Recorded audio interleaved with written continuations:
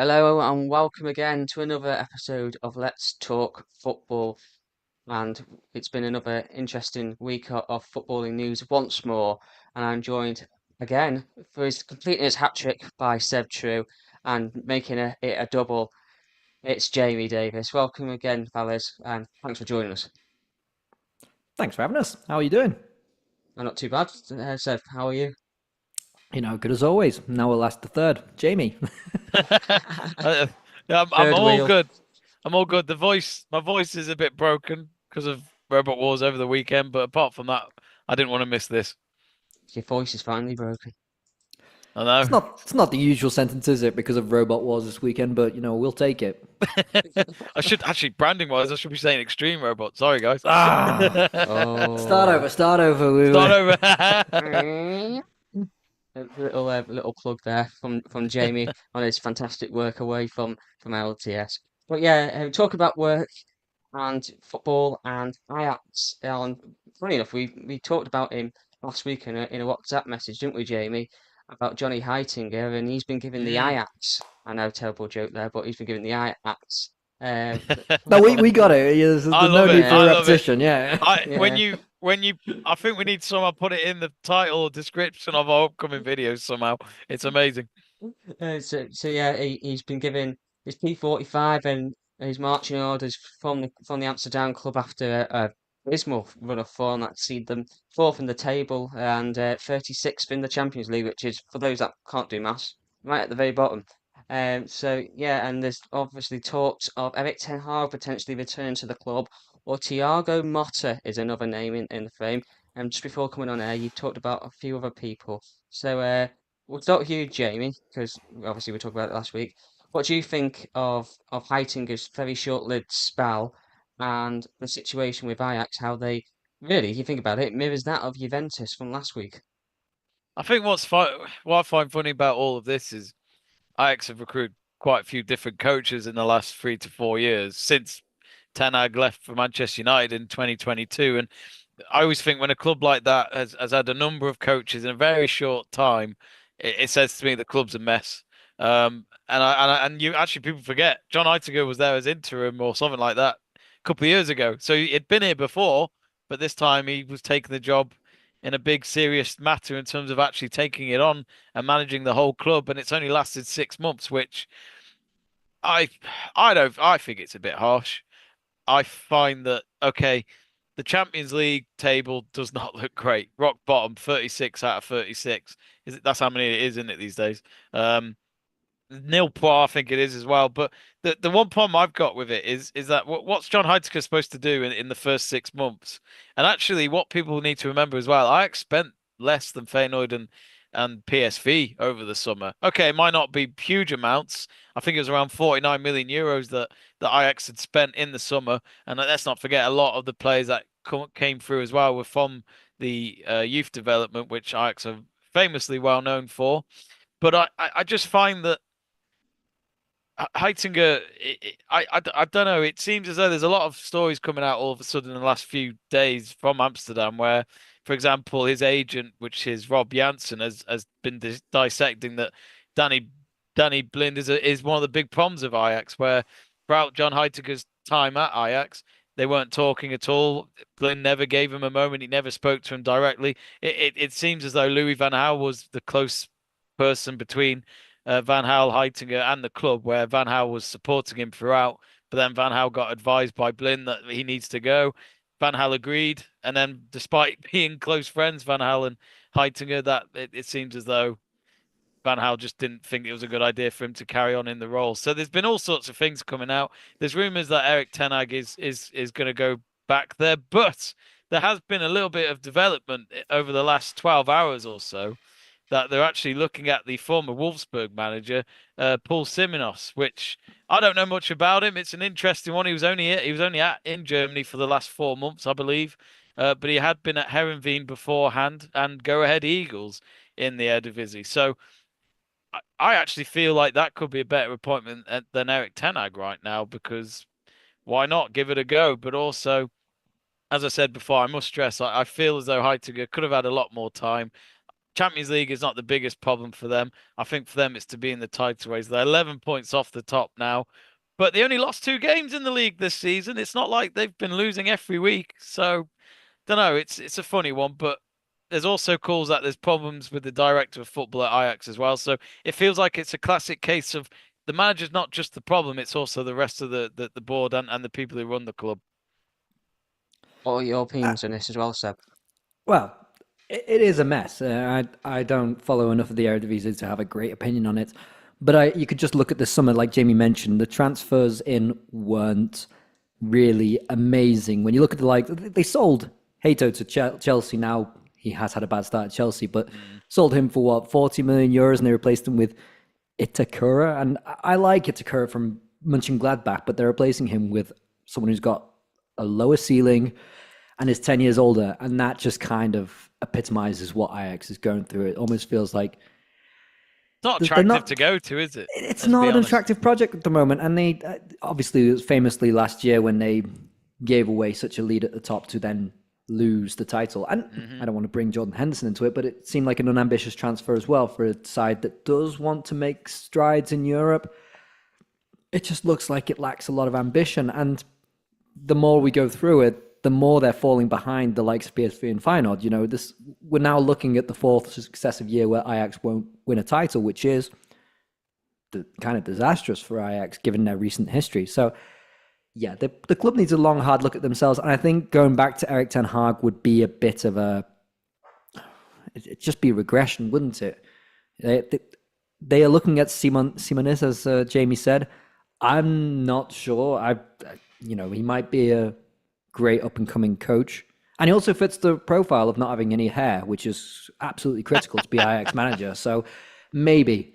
I think Thiago Motta would be a big statement for Ajax if they were to get him. I know he had a rough patch in Juventus, and I don't want to be bashing the Serie A drum again, but I think if they made an appointment like that, they'd be showing real intent. Whether it's successful or not, different story. Oh, sorry, so you mentioned Thiago Motta. Where are these rumors? Because I haven't seen that anywhere.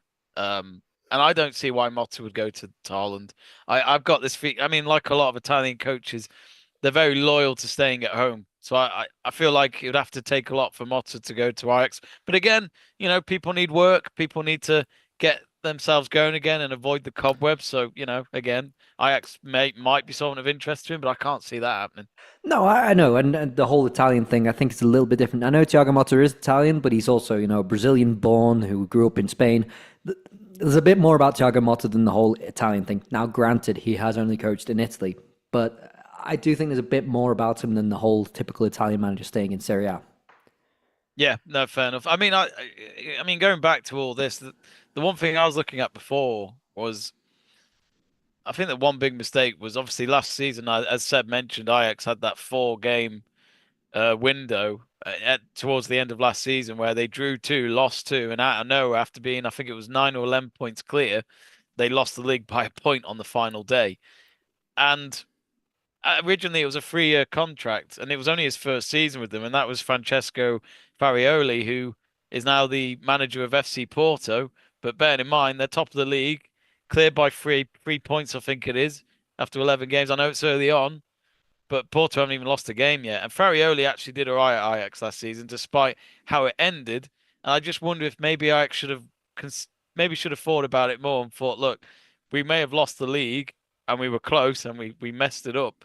But could they have at least be patient with him and given him another season? Because I actually think letting him go was probably a bad call. Again, hindsight's a wonderful thing. But when you look at Farioli and what he's doing in Portugal, maybe they should have kept him. It must be stated, Farioli actually did leave by mutual consent. It wasn't exactly a dismissal. Oh, okay. I think he was, when you see him at the end of the season, the way he reacted at Ajax losing that match, you could cried, tell that, didn't he? I think. Yeah, he was in bits and he just couldn't take it anymore. So, I think maybe it was best for him to just leave and try something new. And good for him, he's got the Porto job now, and it's a new start. I think Ajax are in bigger trouble than just having Johnny Heitinga being a bad manager. I think the Champions League position is more indicative than the league position. The league, they're fourth. That's recoverable. But it's the Champions League where they're showing that they're completely out of their depth, and Yeah. that's not a good look for Ajax. We're going through this cycle again. We had the Dutch teams, or Ajax at least, looking competitive in 2019, and it's suffice to not have a good crop of young players, and then suddenly you're back down to the bottom of the Champions League group stages. So yeah, I it's mean, a cycle. yeah, I mean, they have lost quite a lot of players, and they've just not replaced them. Simple as that. But like, I mean, the best player right now is Wout Weghorst. I mean, he scored again yesterday, but they would still lose 2-1 to Utrecht. Which, funny enough, who scored the winning goal for them? Former player Ajax himself, Sebastian Haller. So he didn't celebrate when he scored. He obviously was being respectful to his former employers, but there's a lot of players that they've lost over the last few years. They haven't replaced them. And I think that's why I feel as though whoever the manager of Ajax is, they've got to be a little bit more patient because of what they've got in front of them, in my eyes, especially. But I think as well, it says it all when you've also got Paz Veer in goal, who's now what, 40, 41?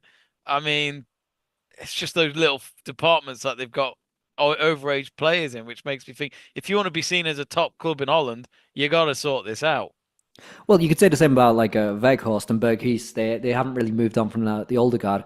And usually with Ajax, when we're talking about, I don't want to go back to 2019 because there's a lot more to Ajax than that, but at least in our lifetimes, that's kind of the peak of Ajax. When you look at that Ajax team, you had young talent that would jump out at you. You knew what was going to come of them. You look at this now, this Ajax team, and are there any talents there that you think will go on to play for a top team in Europe? Like, we're waiting from that from Vinjdal and Sutalo and Kenneth Taylor, and we're not getting it. I don't know whether that means there's a problem with the development in the club, but these Ajax players just aren't hitting those heights, and they're coming up to their mid-20s now. So if they haven't hit them now, Ajax's business model is in jeopardy. I still can't believe that Brian Brobby's actually got out of there. Yeah, and I didn't rate him at all. Oh, I don't rate him though. I don't. No, I was amazed Sunderland signed him. again, if he was still there, I'd probably put him in that list as well. Yeah, But, I was surprised he got to the Premier League. and the fact that they've rebought Casper Dolberg back, and I think that shows the intent. A guy who's pretty much failed anywhere he's gone in his career. Now, I know people like to say that in Belgium he did well. Yes, great, but he failed in Germany, he failed in Spain, he failed in France, and he started after Strasbourg. He went to Ajax, and this was the big talent. And now, when he's 28, he's gone back there for 10 million, which is close to their most expensive transfer this summer. It says everything you need to know. Yeah. I don't know whether this is a bigger problem with the Eredivisie not getting as much money as these big five leagues, and so we're holding them to a higher standard because this is Ajax, this is Johan Cruyff's team. Maybe that's the problem. Maybe we should just not expect too much from Dutch teams, and maybe not winning the title in 4 years is not the biggest disaster in the world. If I tell that to a Dutch person from Amsterdam, they might disagree. Yeah, that's a good point. I think. Can I ask a question? Yeah, go on. So no, go on. I think I was just going to waffle anyway. I was going to say, is sentimentality the problem with Ajax? You touched on it there, bringing back players, and then they're looking at bringing back Ten Hag, harking back to the fact that you took him to the That's just lazy, 2017 Europa League final, was it, where they lost to United, and then 2019 they got to the Champions League semi-finals where they were just pipped to the final by under two different managers, bearing in mind. But yeah, under two different managers. So yeah, but is it really like a big problem that they're going back or potentially going back to Ten Hag? Is that a massive issue with the sentimentality, like going back to Dolberg and all these old stars, when they should really be looking at restructuring the club and really pushing into their academy sort of thing to bring through these new talents that they've done for previous years? Because like Seb said, they've not really invested the money well like they got for Hato in the summer this time round, and where's that money going to come from next? Who's the next big star? Yeah, I mean, as Seb said, you haven't seen it. Well, the academy team this season's not doing very well. So, because they're only in the division below or something like that with how it works there, and they're towards near the bottom from when I last checked. So they're not doing great. So again, your future talent might not be in that group of players right now. But also, I want to mention, we talk about sentiment value.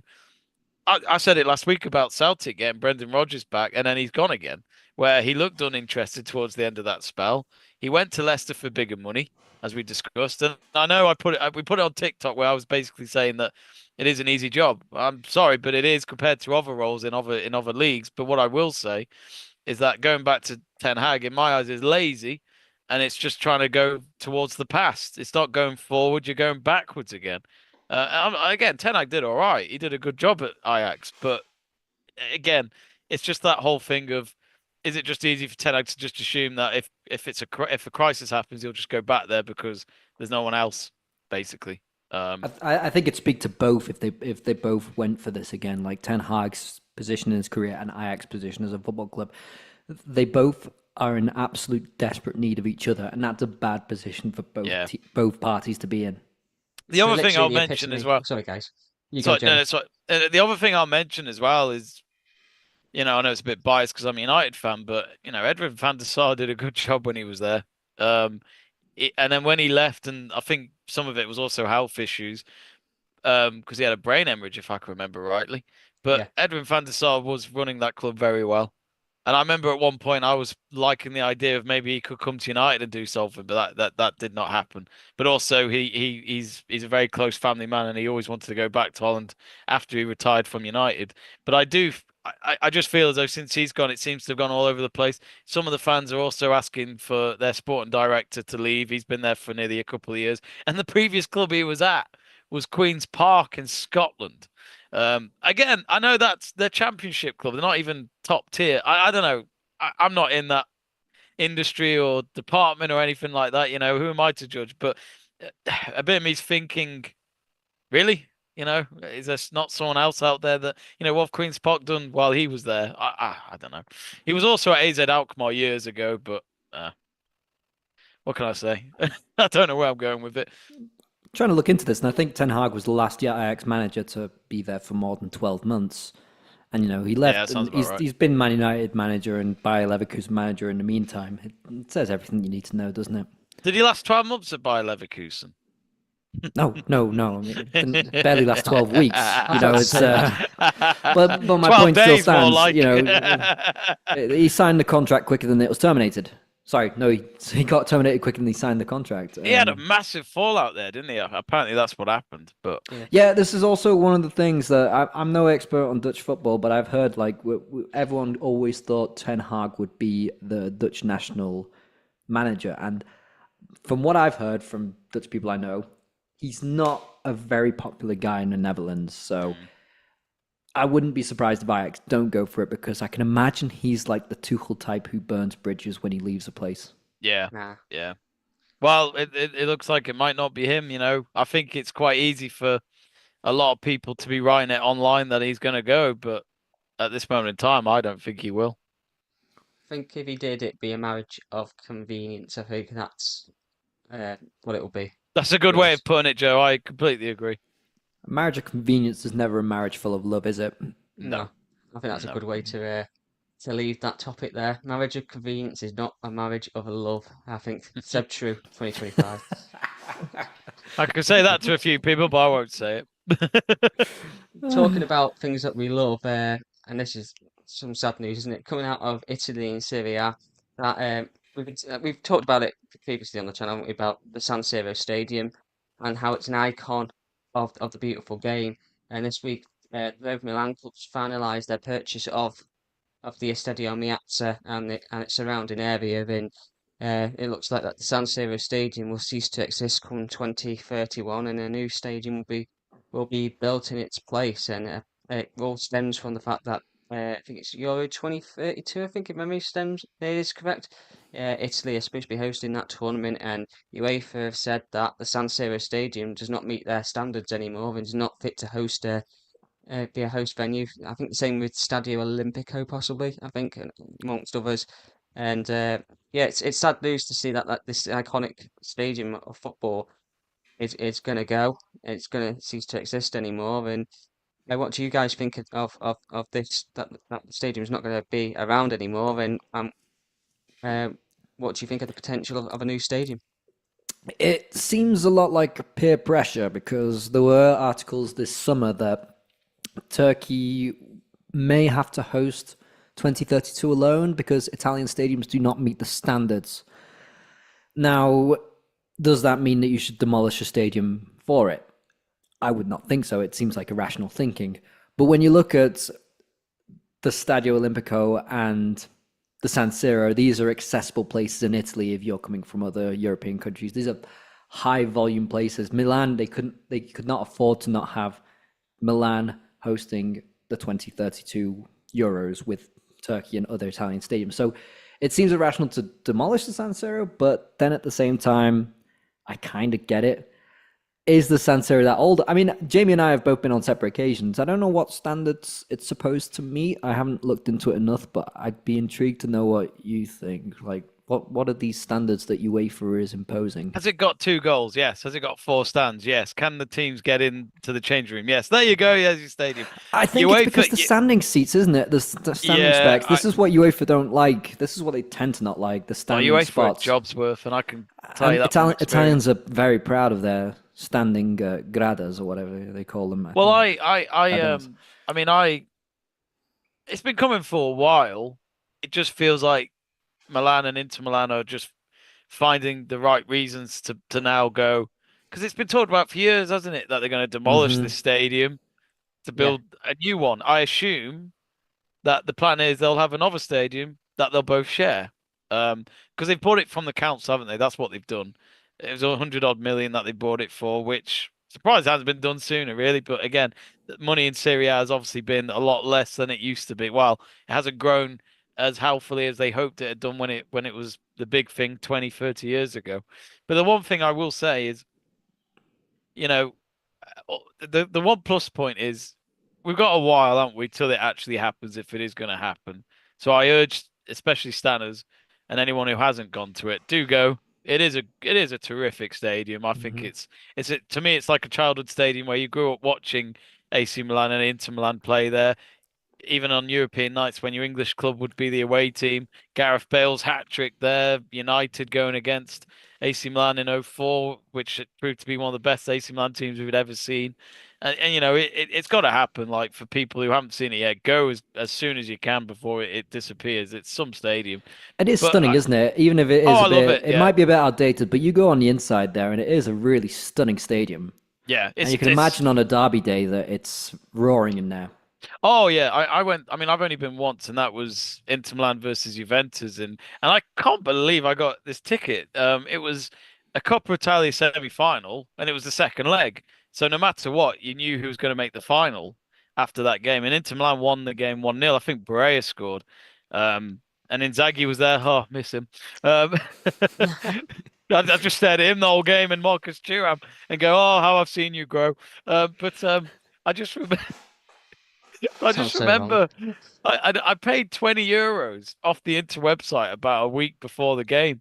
I couldn't believe it. I was thinking that, great access. I was high up, but you could see the city of Milan as well beyond the uh beyond the opposite stand, and it was just a stunning view. But also seeing Juventus fans to my right throwing flares down at Inter fans at the end of the game in frustration that they lost. But I just thought, you know what, I really enjoyed this day out, match day experience. It was exactly what I hoped for. Went for a stadium tour 2 days before it, and it was really interesting to see how the Inter Milan change room was actually worse than AC Milan's. I just found that really fun. I was like, okay, Inter Milan don't put as much effort in than AC Milan did. But yeah, and even the tour guide was an AC Milan fan. He's like, I'm not coming into this changing room, so you guys enjoy. I'm an AC Milan fan. I don't step foot in this room. And he even pointed out where his seat was as well. He said, "I'm on that stand over there." I just love things like that, and that's what I love about Italian football. The Italians themselves, when they love something and they're passionate about something, they've got so much stories to tell. But in terms of the whole UEFA thing, I think they're using the Euros as an excuse to finally get rid of it and say, look, we want to host the Euros, but the UEFA rules say we can't. So look, we're going to have to get rid of it, build a new stadium. We've had other reasons before why they want it gone, and they're not investing into that stadium. So that says it all. The fact that the council have owned it for all this time, it says it all to me that there's no investment into this stadium by the actual clubs themselves. But it is what it is. And all I will say is, last thing I'll say is, new stadiums today, yes, they're stunning, but there's no characteristics in them in my eyes. They all look the same. So I think it is going to be a real shame, unless they can build it similar to San Siro. But we'll find out. Yeah, this is also about typically Italian clubs don't really own their stadiums. And I think this is where we're starting to see Serie A really struggle financially, even against the likes of Liga, Bundesliga, and La Liga. The ones that are looking up to the Premier League. Italy's falling probably lower than that in financial terms, and owning the stadium almost feels like a must now. The match day revenue, I don't know how it's distributed. It must be distributed well to the teams, but there must be something to it because be interesting. They're losing out, and it's not like the capacity is a lot lower. Maybe the cheap tickets, like you mentioned, could be a factor. But owning the stadium, since Juventus did it, it looks like a very desirable thing to do now. I think only like 4 teams in Serie A own their stadiums, so this probably plays a role into it. And Inter and AC probably can't afford to build a stadium flat out. So sharing again seems like a good idea. They've done it in the past. It works. It creates a bit more of an intense rivalry, I could argue. So why not do it again? Split the costs. Everyone's a winner. But it's sad to see the San Siro go. Yeah, that is the downfall of it. We're seeing it, aren't we? Where New Camp has been done up again. One of the best stadiums in the world. We're seeing Old Trafford being talked about, of that going for that new circus tent, whatever. But Old Trafford needs to be done, though. Let's not kid ourselves. Oh yeah, no. I wouldn't agree with the. I'm not saying I'm against it. I'm just saying that this is where we're at. There's a lot of big, famous old stadiums that either need to be saved or built. We do have to move on eventually, There is some point, like, you could keep arguing that we should have kept Goodison Park, and it's like, well, it's still there. Seriously, I know it's still there, and the women still use it. But the point being that it is. Even when I went to Goodison Park 20 years ago, I was like, God, this could do some work. Yeah. Remember the Olympic Stadium in Berlin, Jamie? Yeah, I would not go back there, and maybe that is historic in a lot of other different ways. But when you see the stadium around, you're like, God, this could do with some love and some refurbishing. Well, this is the thing, because I also find that there's probably a lot of grounds out there that just never got invested in, hence why they deteriorate so much quicker. I mean, to tell you the truth, I've been to the new Wembley. Well, I can't call it new anymore. It's been around. 2007 was a while ago, But even that's starting to show some cracks. I don't rate that stadium anyway. Wembley Stadium's awful. Yeah, but also when you look at Tottenham's new stadium, it's incredible. I've been there a couple of times. It's a hell of a place. Again, like I say, there's nothing wrong with those stadiums. I just worry that they're all going to look like that, and there's no touch from that club, if that makes sense. Like, everyone loves Craven Cottage. It is a great match day experience. Goodison Park, it just sadly had no money in it at the end. Old Trafford, to me, is still a beautiful place, beautiful stadium, but it does need doing or getting rid of. It's like it's like the local pub that where the floor smells of piss, and then you say, "Oh, it's a great place," and then someone says, "Would you bring your partner there?" You're like, "Now I'm starting to question it." Yeah. There's that perfect in between of what's familiar and what should be done, like newer, modern things, cleaner. Would you remember safer as well, which is more important than anything else. Well, I think the Germans are the best at it, though. Like, they seem to know how to make a proper stadium in terms of they don't keep the fans away. Okay, we could talk about the Olympic Stadium in Berlin, but it's a very old stadium and it was used for other sports as well as football. But what I love about Mönchengladbach, for example, is it's a football stadium. It's big. It's got so many fans in it. It's full, and it looks like it's just a proper day out going there. Bayern Munich Stadium is incredible. I've been there only the once, but it is a proper football pitch, proper football stadium. It's been used for the recent Euros as an opening game to a tournament and stuff like that. What I'm trying to say is that maybe we could learn a little bit from Germany as well, where a lot of the clubs are making sure they're updating their stadiums or getting a new one and looking after it and making it fan friendly as well. I will turn to a point in Italy, though. One of my favorite stadiums is, I can't remember the name of it, in Bologna. Como? Oh. No, Bologna. Now, I don't know how, but it's very traditional. It's all made of bricks. It looks like the old work from, I think, 1912 is still there. But you go downstairs into the bar area, and it looks clean. It doesn't look like it was built 100 years ago, which is a good way as well of maintaining a stadium. I don't know how they've done it, but it looks stunning, and it is a bit smaller, so maybe it's easier to maintain. But things like that, I think that stadium, if you ever get the chance to visit there, that's a wonderful stadium, I've a just seen the wonderful city. I've just seen the photos. It does look pretty cool. Yeah, it's Yeah, got like the brick clock house behind, and Yeah. it doesn't look like it's been worn down. Now, is that because it doesn't belong to the football club and corners aren't being cut? It's another debate that we could have. Yeah. Yeah. yeah, I think another one while we talk about Italy, Stadio Olimpico. yeah. Doesn't look great, does it? It could do with a bit of a revamp, couldn't it? Yeah. Again, I don't know who owns it. If it's not a club owned, this is maybe the problem Italy have, and I think Seb might be onto a winner there. But yeah, I think maybe. Well, anyway, look, Well, I as I think said, the one thing I will say is funny how UEFA have these standards. Okay, I know Euros is different to the Champions League, but I watched Inter Milan play at home last week in the San Siro, and that was a UEFA game. Just saying. I think it's all yeah, but bollocks. it's yeah. There's more to it. It just seems like to me that Olympic stadiums aren't made to be football stadiums. Now, excuse the traditionalist in me, but experience what you said there. The Stadio Olimpico could do with some work. We mentioned the Berlin one, which is a nasty stadium at this point. And the West Ham Stadium is obviously not very popular. It's I'm probably awful. going to get a lot of hate for saying that the Berlin Stadium is nasty. No, that's not what I mean. It is definitely run down. Mm. yeah. My question is, you talk about obviously the Olympic stadiums and stuff, and I think Stadio Olimpico, I think it might be council owned, a bit like Milan, because obviously the rugby team play there as well, and there's been Yeah. other Yeah, sporting most events. of them in Italy are. Most of them aren't owned by the clubs. That's what was mentioned before. That it's like I think four Serie A teams own their stadium, and I think they're all in the north. If I'm not mistaken, I think Udine, Sassuolo, Atalanta, and Juventus. So they're all northern teams. Correct me, anyone, if I got that wrong, but I think they're the only four in Serie A who own their stadiums.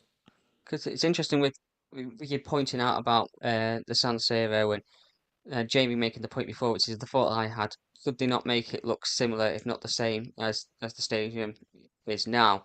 But then I'd heard there was a design a couple of years ago called the Cathedral, and that got binned off because they didn't like the design. And I have seen it; it's pretty plain design. And then the current Yeah. design is pretty much like a square box. And I was thinking, there's no like unique architecture there. It just looks really, really boring and plain. If that is indeed the Yeah. design they go with, and I'm just like, Again, there's you've the got the costs as iconic well, isn't there? you the iconic red struts, haven't you, across the roof, and the spinning, like the towers that look like when people are walking down, that's spinning. And I know the Etihad's tried to mirror that a little bit, haven't they? Man City have with when I know the Etihad was built for the Commonwealth Games, but you get wow when coming out City of But Land into but that, that stadium, yeah, but that stadium was built ready for football though, as in they yeah, built underground, didn't they? They built into the ground. Well, no, it's like they dug into the ground so that the seats could then get closer to the pitch and stuff. yeah. And Etihad Stadium's it's a good stadium. It's dull. I can say that I know I'm a United fan. It's good. It's not. When I go there, I don't go, wow, what a stadium. You can appreciate the It's just architecture, even yeah, if there's a rivalry. Yeah, absolutely. But it's not. It's just not the be and end all. It's just a good stadium for Premier League football. But but it's with football friendly. That's what really matters. but for me, yeah, with the San Siro, they need to try and keep some sort of uniqueness and at least pay some sort of homage to the original stadium when they build Yeah, their new yeah. one. Well, But what thing? like I say, go and see it before it goes. That's all I can say. That's that's our mission in the next couple of years, Jamie. All right, we'll go next year. We'll take you. Yeah, birthday in February. I need to see Thuram again. You know, miss Yeah, him. I thought you were saying Turin there. I was like, you're saying it a bit weirdly, Turan. Okay, I was thinking the city before the player, but Well, I mean, the greatest midfielder in the world of Çalhanoğlu is there as well, so I'd love to see him. sorry, how did you say that again? I know. Chanaloglu? I heard someone say, and I've gone with that ever since. Hakan Fair enough. Çalhanoğlu. Chanaloglu. I Çalhanoğlu. think we're all probably butchering the Turkish name there. So That's My, my, my he's a beautiful player. He's great to watch. my yeah. final question though on this whole thing, it's not about the stadium particular itself, but if you could pick one stadium in the whole entire world of football to visit before you kick the bucket, what's Mm. top of your list? San Siro was top of mine, but obviously I'll change it for the purpose of this bit because we've just been going on about it. But who wants to take this one first?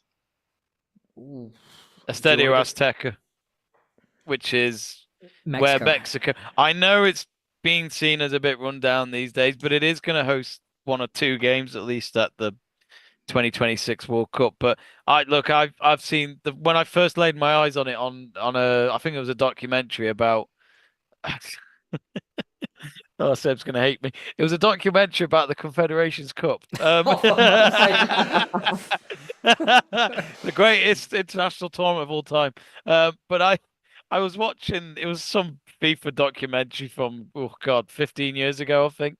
And it was talking about the whole history of the tournament. Bearing in mind, it only started in the 90s, so there wasn't much history there. But it was the fact that Mexico hosted the 99 edition and they beat Brazil in the final at the Estadio Azteca. And apparently, it was 110,000 fans were there that night. We don't talk about stadiums that host, six-figure sum. That's very rare. So I find that really unique. And to see the hosts win it against Brazil, who were runners-up in the World Cup 12 months before. So, they were clearly up against a very good Brazil team. Had a young Ronaldinho in that squad as well, who scored goals for fun in that tournament. But when I saw the pictures of that and Blanco scoring the winning goal, I just thought, what a stadium, what a place. And also another thing to mention is the 2011 under-17s FIFA World Cup was also in Mexico, and Mexico beat, I think it was Uruguay 2-0 in the final. 110,000 turned up to watch the under-17s win the World Cup, which I just think that's beautiful. I think that's really special. And the sad thing is, most of those players didn't really go far after that. That was their peak. And despite in that era, Mexico had the golden generation of Guardado, Javier Hernandez, Rafael Marquez. The list goes on. But it's just the fact that every time I've seen a big occasion happen at the stadium, I've always wanted to go. And as sad as I am, I've even had the picture of the stadium as a wallpaper on my phone at times. I just really want to see it. Yeah, there's a lot of stadiums I'd like to visit. My one that I desperately want to visit is the Stadio Olimpico de Serravalle, which is San Marino's lovely little stadium in the mountain. No, I'm not, I'm just joking. It's not top of my bucket list, but I would like to see it. It's hard North to say. Korea's? Apparently, it's big, like It's huge. 120,000. Yeah. Yeah, it's the biggest stadium in the world. But like Yeah. you got the La Bombonera in Argentina or Maracana in Brazil, these famous ones. Even my uncle, who doesn't like football, went and saw a match at Maracana, and was like, "Yeah, it's something else." The Maracanã, sorry. Yeah, the Maracana, that's the one. How you say it Yeah, in Brazil? It's you- like the famous one to Yeah. go and see. I So remember there's when that it- as well. Yeah. I'd like to go see it, but the Azteca is also a stadium that would be amazing to visit. Next year the World Cup is going to be buzzing there, but the ticket prices in Mexico are also pretty expensive. Yeah. One that's on my list personally, I'd like to go to the Luigi Ferrari Stadium in Genoa. I've heard that it's great there, and I'd like to put that there. Or maybe even I was talking when I was in Italy for the San Siro matches. There were some people who hop stadiums during their weekends from England that I met. Quite a few of them, and all of them agreed that the best stadiums to go visit for a football weekend is in Prague. Oh, They were all of the same opinion. It was like, no, Italy's great, Spain's great, Germany's great, all this, but you want a proper football experience, you go to the stadiums in Prague. And that's on my bucket list because Prague is a great city and I'd love to go see a football match there. yeah, and I've I think, never if been. I'm not mistaken, it's the European city after London with the most professional teams. Oh, right. Five, I Did not think. know that. The fact might be a bit outdated, but I know that at some point there were 5. So, someone again, correct me if I'm wrong, but that, yeah. The it's beer's cheap apparently- as well, I hear. I didn't think it was that cheap there, but, Okay. different sort of situation. Great city, but the football, I'd love to go and see in Prague. There you go. Prague. He only asked you for Mexico. one, Seb. Yeah, I know. Do you prefer Actually, my 5 answer or 5 stadium answer, or do you prefer Jamie's Confederation Cup one? I don't know. How dare you? Best FIFA tour. Hey, it's that or the Club World Cup with 32 teams. Confederations Cup was bearable. Yeah. Do you know it? Do you know a stadium? I've just Googled it. It reminds me of Copenhagen's a little bit. Not hugely, but yeah, it does. It looks like an Well, absolute Genoa, cracker. it's the Copenhagen of the South. I'll take your word for it. It does look amazing, though. Yeah, I'll definitely have to take that one off as well. That looks great. Absolutely brilliant. Moving on. It was about you, Joe. You didn't? Is it Sans?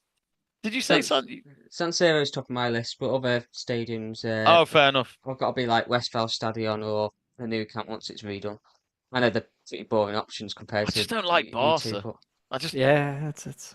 I have been to New Camp, but that was for the Mhm. women's team against Chelsea, which was a full house, which was amazing. Impressive stadium. It is an Oh impressive stadium, no matter what anyone beautiful says. It's a weather, really, beautiful setting. Yeah, it's a good city. yeah. I It's just just hate the club, It's yeah. I mean, and I hate Rashford. Anyway, moving on. moving on. You hate Rashford, but WSL this weekend. I'm going to look at Saturday's results mainly first, but we can rattle off the scores and then I'll go back to Saturday. So started off with two games at lunchtime. Arsenal won, Chelsea won, Manchester United nil, another result you wouldn't like, and Can't Aston believe Villa that. won. And then obviously on Sunday, London City Lionesses 4, Spurs 2, Liverpool 1, Brighton 1. Liverpool still can't get a win for love or money.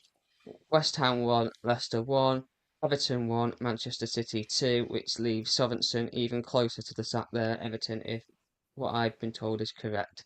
So, yeah, we'll start off with Saturday first, with Arsenal versus Chelsea, a very controversial game of football and a draw in the London derby. Thompson giving Chelsea the lead before Russo's equaliser, but Arsenal would find 2 goals disallowed in this game in quite controversial circumstances, Jamie. Yeah, I mean, to be honest with you, so much happened in that game. I forget which order it happened in, but like, if I can remember rightly, was the first goal because of a handball, wasn't it?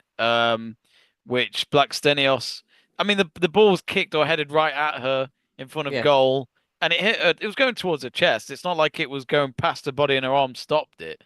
So in terms of instant reaction, how could she have reacted to that? So I do think it was harsh. And actually, when you watch it back, as in the player reactions afterwards when Arsenal go and celebrate, I don't think any Chelsea players are actually arguing it no, because it happened so quick. And let's not forget to our viewers, WSL doesn't have VAR yet, so it's not like how do you put it? It's not like Chelsea players are just assuming, oh, I'll go to VAR. We'll complain, but say I'm sure VAR will look at it. The referee can only go with what they saw firsthand. Um, I thought that was harsh. I think that goal could have stood. Um, in terms of the other one, they said she was offside, didn't they? Was it? yeah, Frida Manu, but I just can't see I'll it. be honest. I'll be honest. I I think the lineswoman was right. I think she was. We're talking a tic tac though, and I actually am saying this now. VAR, I don't think would have actually been correct or incorrect if that makes sense. I don't think it matters. I actually think fair enough. If you see Solfit, then fine, it's offside. So I would say the first one was understandable, as in it shouldn't have been disallowed. But I think the second one, I was actually easy. I was happy to say, yeah, I think I would have said that was offside. But we're talking a tic tac, and not even a half-eaten tic tac, a whole tic tac. If you can even half-eaten a tic tac, but there you go. I I find it think the hyperbole interesting. went the wrong way around there, Jamie. Not even half a tic tac, but a whole tic tac. That means it's bigger.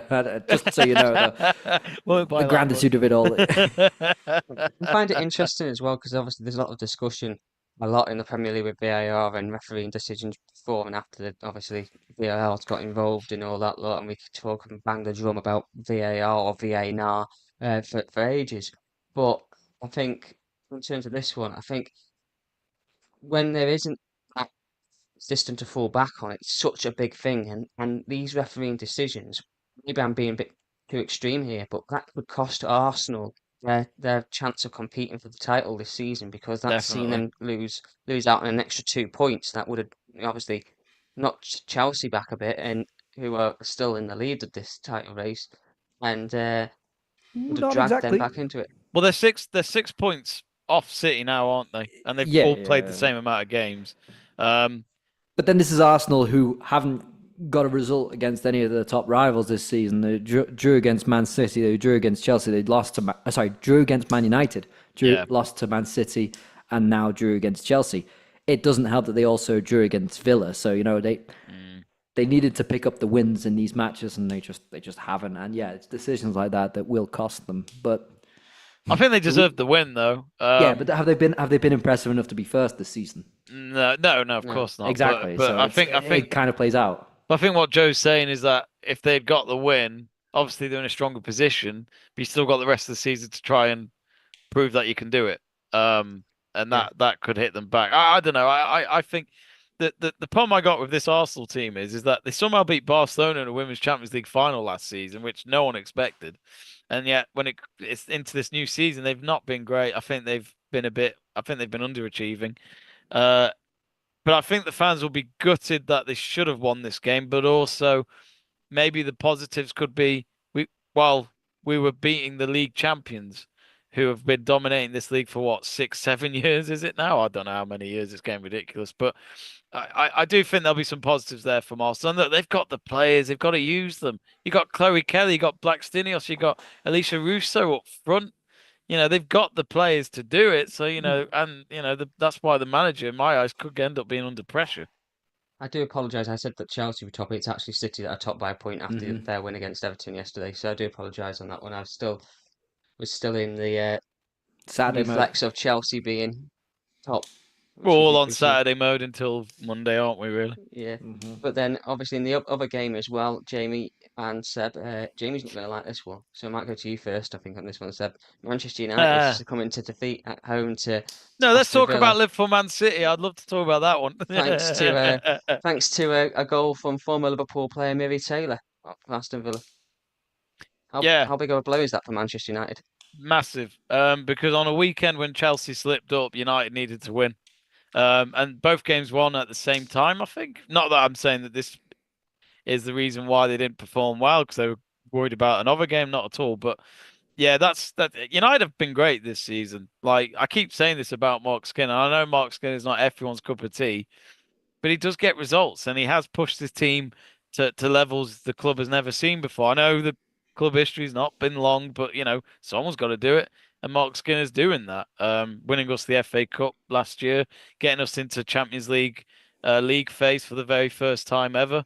The guy's doing a good job. And I think with some of the players he's lost over the last couple of years as well, in terms of Mary Earps and Alicia Russo, for example, it's proven to still be that he can still do it with the squad that he has in front of him. Sadly, the Villa, I didn't watch the game on Saturday. I was away, but I was gutted because I just thought this is the one time when Chelsea are playing a you could say a league contender. You're hoping that they're not going to get the 3 points, and United have messed that up. Because I still think Chelsea will win the league. I know City are top, but Chelsea are the one team that always persevere when they need to. Well, it's at home as well that they lose against Aston Villa, which is one that you shouldn't really be. These are the points that you shouldn't be dropping, especially if you don't want to let either City or Chelsea run away with it. Yeah. City don't. I'm not sure they will run away with it, because then also you've got a big week coming up. They'll come up against PSG in the Champions League in the week, and then next time round it's City. So they have to show something. They have to show something against City, otherwise it could easily be a 7-point gap. Oh, sorry, 7-point gap on City. That's the 7 points will be. You can't see them coming over. No. It's people have to remember there's not that many games. It's exactly. It's only 22 games. So. Yeah, we're nearly halfway through the season, and if they go 7 points behind, it almost feels like it's over. And that's why we're probably thinking that for Arsenal, it might be over already. I think for United as well, though, what's new for Mark Skinner and this squad is to deal with the Champions League as well as the league. That they're not used to this. So I think that's always going to be a challenge. I must admit, I thought this would be a problem a bit early on in the season, but it's only happened now. So they've got PSG, as Seb mentioned this week. They've won both the games in the Champions League so far, so we're up there. Maybe just a couple more wins will get us in the automatic spots for the next round. Who knows? I mean, they've got PSG coming up. They got Wolfsburg away next week, I think it is, and then Juventus away as well. And I think they've got to play Lyon. I don't think they've played Lyon yet, which we all know Lyon are one of the best teams in women's football. So it's a long road to go. A lot more to come for United in terms of challenges. but I do think the one thing that Mark Skinner hasn't ticked off yet is going to Chelsea, going to City, or hosting them and hosting Arsenal, or going to Arsenal and getting wins consistently. And you have to win this league. And I don't think they will. I think they're still lacking something to be able to be that consistent. But I think it just shows how good Chelsea are, to be honest with you. I'm amazed what's going on at City. I didn't think they would be top No. at But it's a all. good chance for them. There's no Europe for Yeah. them. They could really try going on a run, and they come up against United after a European week, which is in somewhat Well, advantageous. it's and look at the United men's team right now. They're doing well. Well, no, what I'm saying is they're doing all right in the Prem because they haven't got any European football to worry about. They have a week each time of training and focus on the next game. Yeah, okay. So there we are on that one. I'm going to move the subject on from women's football. So, you think that City are favourites? No, No, no, It's Chelsea always still. Chelsea. It's all Chelsea you'd has to be. you'd be a silly man to bet against them, wouldn't you? I mean, the one thing Chelsea really are lacking is the Champions League. They really need to get one. And this manager they've got has got a CV elsewhere of doing it. One thing lacking for Bearing in Chelsea. mind that CV is still with us. They didn't leave her. Oh crap! I never saved it. I only printed it off. Shit. Yeah, they just need to be firing more goals in Chelsea, and then as soon as that happens, then you can see them running away with it. I miss Chelsea. Gora Reaton up front. She was my favourite. Yeah. Chelsea for the title then again for the 8th consecutive year, according to Seb and Jamie at this moment in time. But yeah, Hot takes. Oh, talking about titles and moving on. Seb, you got an interesting story in this new segment around the world where I ask you guys for a news story. It can be anything wacky. It can be from X-rated websites on sponsoring Swedish football teams to a swarm of locusts attacking people in South America on the pitch. I don't know, but you've got one interesting story from your home. Well, it's now your home country, of Switzerland. it's been home country for the last 18 years. I think I can call it home.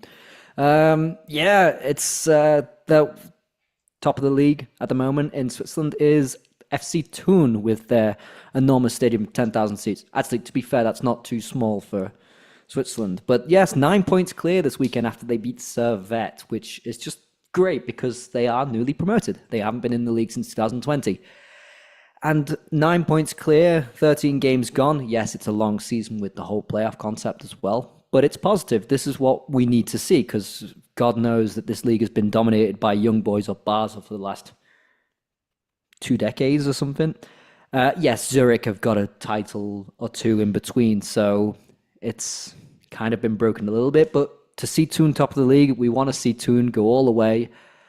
And yes, so they beat Geneva Servette, said that wrong. It's just Servette on Saturday. And also the big boys like Basel and St. Gallen all lost their matches. So it gave them that nice 9-point cushion. And second place is looking really intense between Basel, Young Boys, and St. Gallen, all 1 point separating them.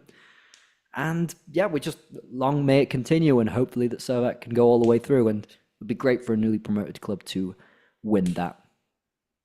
And you're saying Isn't there a about play? Oh yeah, no, go on, sorry, go on, Jerry. Joe. Go on, Jerry. You got the question that I was just about to ask. Go on. So, but I hear there's quite an interesting player in the mix. I can't remember the name. Like Noah Rupp. Noah Rupp. I can't even remember what we were saying before about Noah Rupp. Noah Rupp, I barely even know her. Yeah. It's so stupid, but yeah. But Noah Rupp is another one of those players who has been around the Swiss teams. So he's a Swiss player, 22, known, but just a great name, Noah Rupp. The great thing about this Thun team is they've bought quite smart and not too much. So there's a lot of players that are there since a while. You look at Justin Roth, still only 25, but he's been there for 6 years. Or Berton, who's second top goal scorer, who's been there for about 5 years as well. Berkey, 7 years. That they have a team that's been there even when they were in the second division. So it's nice to see that it's not throwing the whole concept out the window as soon as they get promoted. And there isn't a lot of money in Swiss football, so it's very necessary to maintain that. It's just a great story at the moment. 9 points clear. Let's not get carried away, but they can definitely try and aim for a comfortable cushion when the playoffs come about and those points start meaning a little less. I mean, they're certainly striking like thunder. Sorry. Yeah, they're not the like they are the top scorers in the league actually at the moment, but yeah, they don't have that outstanding striker. They bought Ibai from, I can't remember where they bought him from, Ajax. So yeah, the Swiss league is lacking in quality compared to other European leagues. We've seen there's no Swiss team in the Champions League group stage. So yeah, I mean, that's that can say a lot about the. We talked about Scottish football about 2 weeks ago, that the quality is indicative. Hearts are first, and you can tell that by no Scottish teams in the Champions League. You could say the same about Swiss football.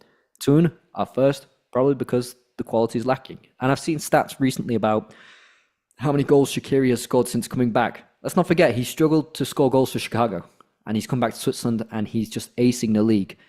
This says a lot about the league. The league is really falling in quality in Switzerland, and it's a problem. Now, I know a lot of people think I'm being overdramatic, but I think the league is really lacking in quality. Let's look at the positives. Thun first, 9 points clear. Woo. Ahead of Basel and Young Boys as well. That's quite a big statement.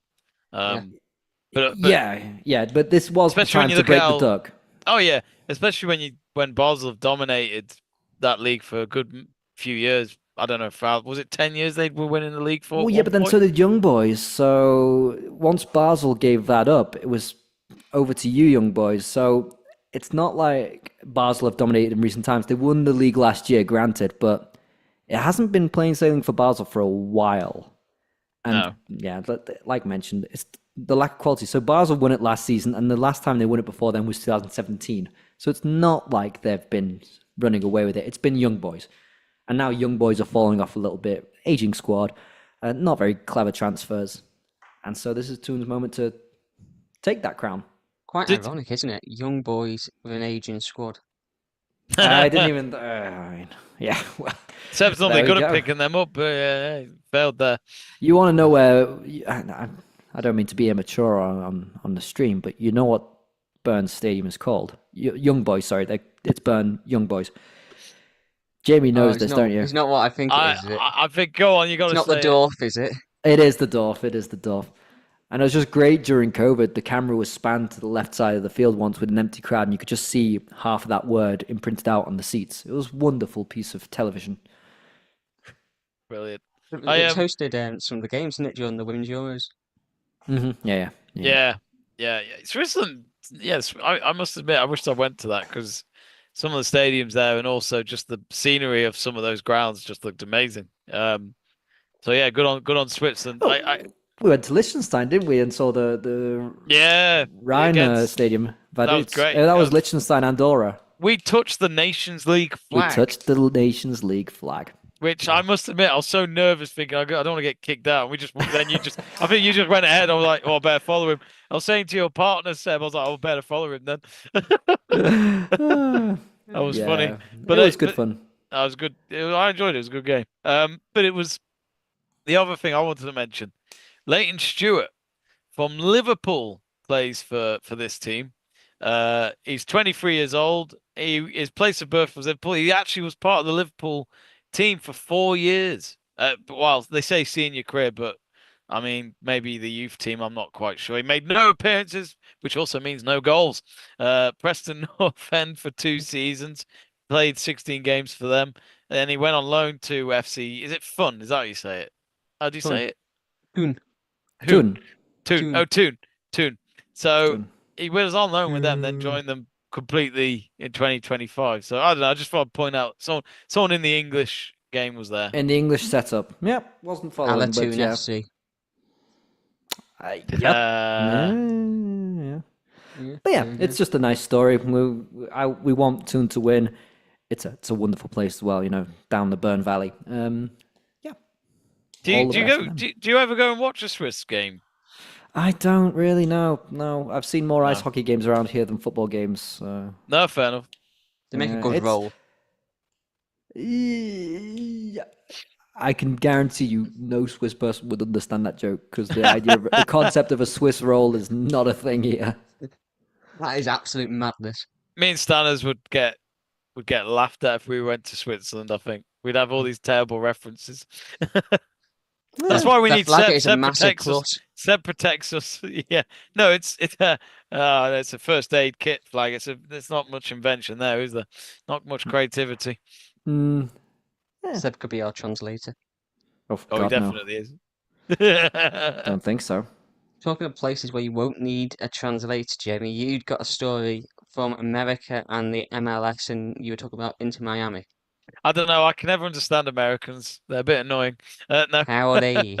Howdy ho! I don't know how that goes down, but anyway, yes, the MLS is going through what is just like the NBA playoffs, the longest process in the world, where it goes on for so long, where the players probably want to get on with it. So they've just finished the first round of the playoffs, which is a very different format to what we're used to, which is a best of 3 matches. So that means, for example, we've had Inter Miami beat Nashville 2 games out of the 3. Nashville won the second one. Inter Miami won the final decider at home yesterday or the day before. I get mixed up with the time zones. Whatever happened on the weekend. And thanks to Messi, scored a brace and they won 4-1. Which, to be honest with you, everyone's going to be talking about Messi, but in all fairness to him, I know it's the MLS, but he is having a tremendous season. He's scoring goals for fun. He's assisting for fun as always. And, I know the MLS is not as competitive as, for example, the Premier League or La Liga, where he's used to, or even the French League, maybe. But I can't see how he can't not be in the World Cup next year. I know he's retired from Argentina for now, but I just got this feeling he might still come up and do it next summer, especially when it's in America. It's down the road for him, basically. But we'll see. Yeah, so this discussion that he might not go. This is what he said, right? I'm not mistaking I think his so, words. yeah. But I'm a little confused because I thought the whole idea was that if he's playing in the US, he will be participating Part of the in the World Cup. Yeah. Yeah. To help, especially Well, with ticket sales, let's be honest, Yeah, but I think also because ticket sales don't mean anything for him choosing Argentina or not. He's just having a good time, isn't he? Yeah. Why not?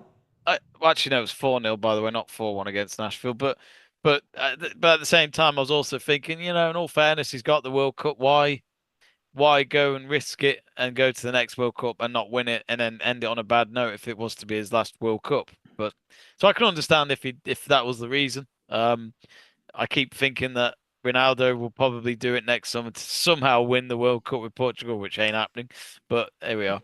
He might do. I'm not ruling anything out. I don't think Ronaldo plays in an extremely competitive league. Neither does Messi. I don't know how much bearing that has on international because international football, say what you like, the quality's not up there with league football. It just is not. It's definitely not, which is why someone like Ronaldo may be able to be competitive. Although I did think it was a little pathetic in 2024, the whole Portugal thing. It didn't really look good on him. And also, we know what Roberto happened there? I Martinez. can't remember. Well, he kept getting played, and all these free kicks, like 9 free kicks in a match, and he just kept taking them. Yes. Sorry, I was talking about Ronaldo, but it is all about Messi. This conversation, having the time of his life. But no, I know what you mean. Where like they win that penalty shootout, and yet they didn't really deserve to go through. I think if I can maybe remember, something like that. Yeah. Just want to come on Messi though. You're mentioning Messi, and it is no matter what you think of the MLS, which I do think lacks in quality as well. But 31 games, 34 goals, 22 assists. They're crazy incredible. Numbers. Yeah. He's 30. He's 38. He's not 20. It's whatever you may think. And yes, you can look at MLS clips, and there is some atrocious defending. And there also, I saw a few clips from that Nashville Inter Miami one where I think a Nashville goal was disallowed because an Inter Miami player tripped up on himself. There are a few questionable calls, but yeah, nonetheless, you win 4-0. You've clearly dominated that game. Yeah, I was Smith just still there. Sorry. I have no idea. I have no idea. Charlotte FC, wasn't he? I think Charlotte FC? Yeah, I checked a few months ago. He was still there, so I don't know if he's still there. Well, they're out. They're out now, as in their season's done. So I've just checked, and he's still there, or at least it looks he was still there a week ago. So yeah. Well, they lost to New York City in the playoffs. So again, it might be still they might go after this. I don't know. I don't know what the expectation is, because he's been there for a while. He's been there for 2 years now. How am I wrong in saying that? You do find there's some managers in the MLS though who, quite frankly, have found their home, and they do stay a good while. The Seattle Sounders manager's been there for 15 years, I think, from what I can remember. And there's a great video that Seattle Sounders did during the Club World Cup, because they were in it as one of the hosts, and they had all their group games at their stadium I can't remember the name of it. It's gone out my head. But they did they put a mic on him during his last group game, and they'd already gone out. Seattle Sounders, they kind of knew where they stood, and it was them against PSG, and he was just so relaxed, where he looks like he's just having fun. It's like he's been at the club for so long that the club may have certain targets that he's going to go for. He's won them the MLS Cup a couple of times, I think it is. But you just see certain managers where they just look so relaxed there. The club would only get rid of them if they had a disagreement, maybe, and that was it. But looking at the MLS as a whole for next weekend, well, actually, it's the weekend after that they continue. Break, yeah. So we've got quarterfinals, semi-finals, and then a final to play. Final is on the 6th of December, and that's normally at the ground with whoever's in the final out of the two teams. It's the one that finished highest that hosts the final, which, yeah, it's a bit confusing. But Inter Miami next have got Cincinnati away from home. It's only one match. There's no second leg or anything like that. Cincinnati finished above them in the league, so only by a point though, I think it was. So it's going to be a very tight game. But Inter Miami may be the favourites to take the MLS Cup. We'll find out. You still got LAFC in the mix, who have been a good force over the last 2 to 3 years, and Philadelphia Union are a host to New York City, which Philadelphia Union topped their league at the end of the season. So it's fair to say that it's going to be very tight. And I think a lot of people always assume Inter Miami are going to win this thing because of the players that they've got, but they are aging players, so we'll find out. Which I'm intrigued to see, because if Messi does win the MLS Cup there, then tops off what has been a tremendous season from him, from a individual. I'm just looking at a few of the stats, because it's the top scorers, at least, because I'm not following the MLS. Is it Baranga's top or something like that at the moment? Well, no, he's second top behind Messi. Messi's top with 29 goals, 19 assists. Boanga's second top with 24 goals and 9 assists at Los Angeles FC. Now, this is what I find hilarious. Third top, I see San Siro, Nashville, who has got 24 goals and 4 assists. Now, I remember Sam Siro back from his Bournemouth days, and then went to Nottingham Forest. He was not a good player. He was not a good player. So, yeah, getting astronomical amount of goals in the MLS. Yeah, okay, maybe. But I just think that was really funny. Yeah, but it's remarkable. They're kind of breaking the... Sorry? It's all about Bradley Wright Phillips. It's remarkable that he's 27. Sam Yeah, I mean... do you mean it's remarkable as you expect them to be older, or...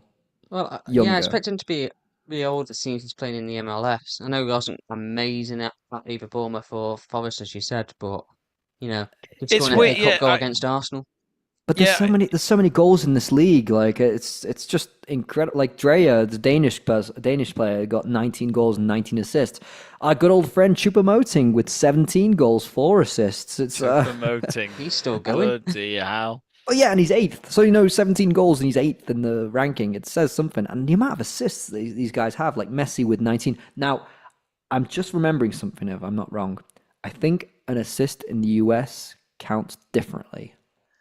So if I'm not mistaken, I don't know if this rule is still in place. Someone please correct me if it isn't. If you pass it to someone who passes it to someone who scores, you get an assist. What?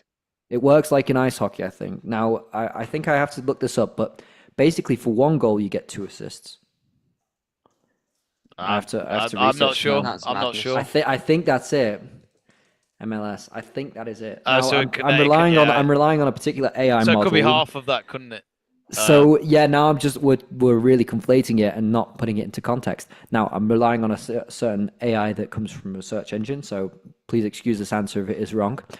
MLS, up to 2 assists can be awarded for a single goal, a primary assist for the final pass, and a secondary assist for the pass that directly led to the primary assist. So it's like the ice hockey rule. Okay.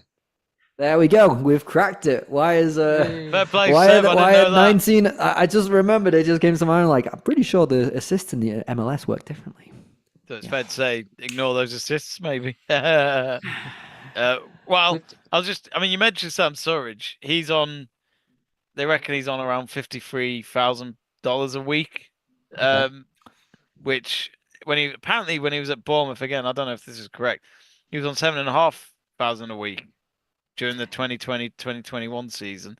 And It's then a bit different because he came through the youth system at Bournemouth, so I Yeah. can't imagine that his wages went up astronomically like Yeah, that. Because reminds when me you of get even when you Timber get at loaned Ajax. out and loaned back, you don't get this bumper contract. Yeah. So yeah, it's a easy to bring in, isn't it? yeah. Yeah. But like it is weird because you do now and again hear of younger players go, as in players that are in the years of this should be their peak years in the Premier League or a European league, go to the MLS. But I do think there is a bit of it where the wages at some of these clubs are obviously very attractive, but also where they're playing maybe as well. It's just a nice place to live. I'm not sure, but every player is different, and I do think there's some clubs that in the MLS people would love to go and play for. And I think Messi's picked. Well, Miami's just. I don't know anything about Miami. I guess it's a cool place. It's has its parts, I guess, but it's Well, quite an look at Chupa attractive project. Moting. Look at Chupa Moting playing for New York, and he's lived in New York. He's lived in some of the nicest cities in the world, living in Munich, living in Paris, living in Mainz, living in Stoke. He's had it all. Stoke is a wonderful place. Let's not 60 years ago, let's maybe. not make any rage bait here. I was saying that all in good faith. Well, You say about rage bait. Well, I had a relative that got stabbed in Hanley in Stoke once, so it's fair to say Stoke is a wonderful place. You say about rage baiting, guys. The person that commits a lot of rage is Luis Suarez, and absolute genius He is on a the twat, pitch. though, And isn't for he? all his, He is for a all twat, his though. genius, he has a Sorry, lot I'm of just flaws. saying it. Whether it's racial abuse or whether it's biting people, for all his genius, has a lot of flaws, and he's found himself in hot water again, and Oh, what a yet surprise. another ban. Well, how long is this ban? I'm trying to remember off the top of my head. I think it's 3 or 4 games. So, and I think there's a maximum of 3 matches that Messi, Suarez, Alba, and Busquets will play together for at Inter Miami. So he's got an extra 3 match ban for spitting, apparently. Oh, for goodness sake! I mean, This is a problem, and yeah, we've talked about his flaws in the past, and there's no excusing either one of them on single instances. he's 38 And years so old, for God's sake. that's Yeah. even the worst part. I mean, none of this is good in any age. It should not be acceptable. No. This guy's a role model, and his legacy is tarnished by this attitude. Yeah, I just don't like him. I never have. I think he's a terrific footballer. Don't get me wrong. I'm happy to But I also separate don't the want to. I talent don't want to and even talk about how terrific a footballer is because it almost feels like he's a cunt. But and it's like no. He's done this bad shit, and it's just not acceptable, regardless of how good or bad you are. This is just unacceptable. Sorry, I interrupted you, Jamie. But I think it's also he's disappointing his team, and people like Messi will probably. I mean, look, I think Suarez and Messi are not just good friends. I think their families are good friends because I think they've been at their weddings and stuff like that. They're very, very close. So, and I always feel like sadly someone like Messi probably backs Suarez no matter what happens. Again, I might be wrong, but if I was someone like Messi or Jordi Alba or even David Beckham, let's not forget David Beckham is one of the owners of this club. I'd be taking Suarez to one room and say, you've disappointed my whole team. We need you to win this MLS Cup, and the amount of money we've put into you and to this squad, and your good old mates from Barcelona in a nice reunited way. We've done all this for you, and then you've nearly fucked it up for us. It's no good. It's disappointing your teammates, and I don't know if Messi or anyone have said that to him, but it's poor. When it really matters, he's gone and done that. Just walk away, man. You're gonna have people saying stuff to you that gets under your skin. And yeah, do you remember the Collini bite? He bites him and he holds his teeth like, "Oh, I feel sorry for me, my teeth." Yeah, because you fucking bit him. He was just He's a hungry. twat. He was hungry. He was Yeah, hungry. I'm not Oh, sticking. he's just I'm a not twat. sticking up for him. I'm not sticking up for him. I don't blame you if you did in terms of because he did so well at Liverpool. He was a great player. But yeah, he's just not. I don't want to give the guy. If I ever walked past him, I'd walk the opposite way. To be honest with you, after what he said to Evra and stuff a few years back, and also let's not forget he wouldn't shake Evra's hand whenever even offered to shake his hand. In terms of, I forgive you. He didn't do it then. Says it all about him. Really, he's a twat. But his manager, yeah, Javier Mascherano, apparently is not happy because he got given the free match ban, and then just read another article that said he got 3 matches on top of the free match, so he's actually got a 6 match ban. And he Good. spat at a Seattle Sounders Should be more. coach. That's what it was, Should a be member more. of the coaching staff. Yeah. So Didn't he bite? Didn't he when he bit someone? I think he got a 15 match ban or something like that. You know. In his Ajax days. he's had Yeah. he's had 3 bite incidents, hasn't he? Well, if I did that, I'd get arrested. But if he does Yeah, that, yeah. it's okay. So I've not got any time for it. He's lucky he's got bubble wrap around him. A bubble wrap. But no, in terms of the MLS, I think surely Inter Miami are the favourites, but who do you think is going to join them in a final? We saw it I'm with gonna I'm gonna LAFC a couple of years ago in uh Bale. So I am gonna say LAFC. I mean Philadelphia and Cincinnati. Well, they're playing Cincinnati into Miami are, and I think Yes, and they'll Philadelphia come. Union they'll Mhm. go against Philadelphia probably because they're in the same division. I'm gonna say LAFC, but I actually wouldn't be surprised if Inter Miami didn't make it. So But I'm in place actually of who? Like Cincinnati or New York or Philadelphia? Who are you? I would say Philadelphia. Okay. But New York City have also had an all right season. So I mean, we want Joe Promoting to win it all, don't we? So that's let's say New York. New York won the MLS Cup 2-3 years ago, so you know they have done it before. New York from Jamie. What about you, Seb? I don't have the slightest clue. I respect your I honesty. thought, I respect your honesty. I could thought come up this with guy some watched bullshit, MLS. and I just like trying to quickly look up that I haven't got a clue. To be honest, I wish my answer was like yours, Seb, because I started to bullshit my way into it. That's what we do this whole time. I think that's a good way to end it. I haven't got a clue. So true. That sounds If you guys are relying on us for some sort of prediction that will hold weight and you can put money on, don't. In terms of the I haven't got a clue, it sounds like every member of parliament. But yeah, anyway. Before we get political, I think we'll end this episode there. But thanks for Jamie and Seb for joining us today. Thanks for watching. Let's Talk Football here on Let's Talk Sport. Don't forget to hit that like button and subscribe for more content that we've got coming across the channel. And join us all again